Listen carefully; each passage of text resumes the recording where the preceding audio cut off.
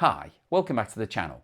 In today's episode, I want to provide you with an update as to what's happening in the war in Iran and the ongoing implications for the global economy. But before we get started on all of that, could I ask anybody that hasn't subscribed yet to please hit that subscribe button. So where are we right now? Well, late on Tuesday night, less than 2 hours before Donald Trump's deadline was due to expire, the United States and Iran agreed to a 2-week ceasefire. Hooray, said the global economy. Now, this isn't a full peace deal, it's not a resolution, it's basically a pause. Oh, says the global economy, and it's conditional. The key condition is the reopening of the Strait of Hormuz, safely, immediately, and without any disruption. Iran has said that it will allow that to happen, but only if the attacks against Iran stop. So what we've got here is not a full peace deal, it's a temporary truce designed to buy time for negotiations. Talks are expected to take place in the next few days, but everything is still very fluid. Now, one of the most interesting developments over the last 24 hours was the response inside Iran to Donald Trump's threats. Trump had warned that the USA would target bridges and power stations, critical infrastructure for the Iranian economy, not just now, but for the long term. And he said that if no deal was reached, a whole civilization could effectively be wiped out overnight. That's extreme rhetoric, even by his standards. He actually mentioned returning the country to the Stone Age. And Iran's response was actually quite clever. State media showed civilians gathering around key infrastructure, particularly power plants and bridges, effectively acting as human shields. We saw images of hundreds of people holding Iranian flags standing on all of the key bridges. Now, if you think about that for a second, it's one thing to bomb infrastructure. It's another thing entirely to bomb infrastructure when it's surrounded by civilians waving flags. Because at that point, you're not just hitting assets, you're risking mass civilian casualties and deaths. And that completely changes the optics. So in many ways, Iran put the USA in a very difficult position.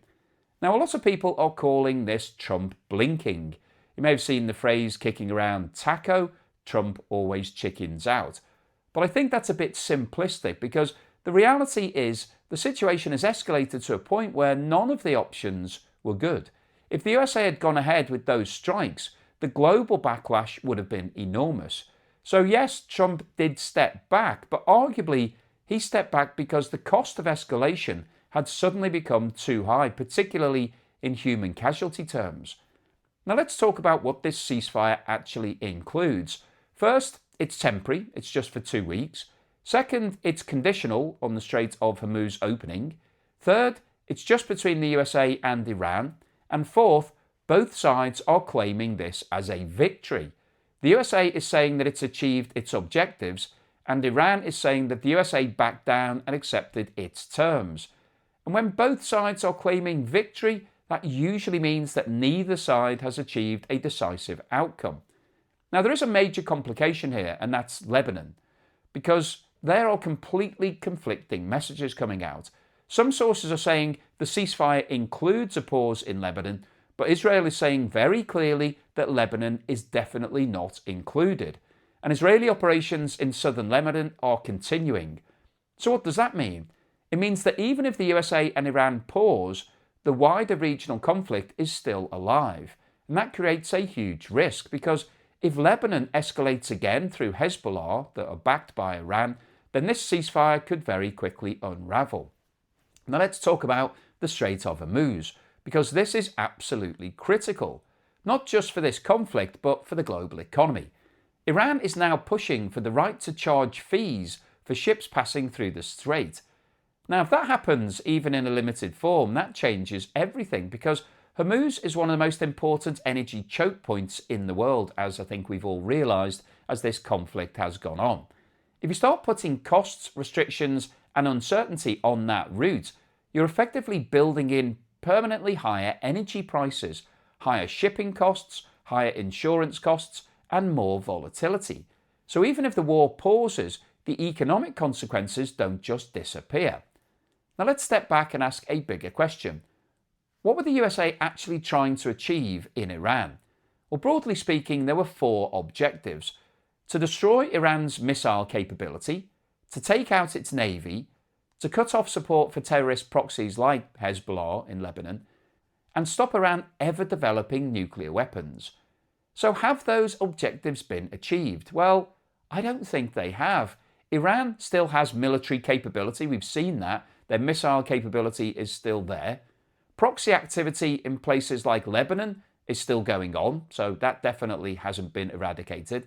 And there's no permanent agreement on nuclear capability. So if those objectives haven't been fully met, then this ceasefire doesn't represent job done from the USA's point of view. It represents a pause and an unfinished conflict. Now, what's the message coming out from Washington? Well, JD Vance has basically said that Iran now has a choice. It can become a normal country, rejoin the global economy, or it can continue down its current path and face further consequences. In other words, this is being framed as a fork in the road. But again, that only works if both sides actually trust the process. And right now, I think that trust is very limited. Now let's talk about the global economy, because this is where the real impact is being felt. Oil prices have now come down. They're sitting at around the mid-90 level right now. But let's be clear, that is massively higher than where we were at the start of 2026 when it was sitting at around $60. Gas prices are still highly elevated, even though they have come down over the last 24 hours. Shipping costs remain high, insurance premiums are still much higher than they were, and supply chains are already being affected. So even with this ceasefire in place, we are definitely not going back to normal. It's not going to be as we were at the start of 2026. There is damage to the global economy. And there's another important point here. The world has now seen that the Strait of Hormuz can be disrupted. It can be used as leverage and potentially turned into a financial tool. And that changes behaviour. It changes how markets price risk. It changes how companies manage supply chains. And it changes how governments think about energy security. So the long-term impact of this conflict is not just what's happened over the last 2 weeks. It's the lasting shift in risk perception. So where does all of that leave us? Well, we're definitely in a better position today than we were 24 hours ago when we were facing potential economic Armageddon, because the immediate risk of a major escalation has been reduced. But this is a fragile temporary ceasefire. It's conditional, it's already being interpreted differently by different parties, and there are still multiple ways this could break down. So this is not the end. It may not even be the beginning of the end. It may simply be a pause before the next phase. So I'll keep you posted on any further news and developments as and when they occur. Hopefully you found today's video useful, informative, and most importantly, thought-provoking. That's what I'm trying to do.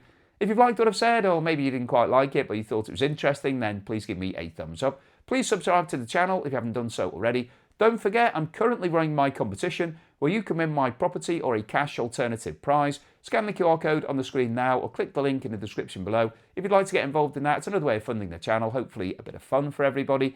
Thank you so much to everyone that's supported me in other ways. If you've bought me a coffee or sent me YouTube super thanks or signed up as a patron or a member, thank you so much for that support. I really do appreciate it. As I mentioned previously, I've recently launched a new venture with one of my best friends. It's called Joe and Naz. It's a completely new channel.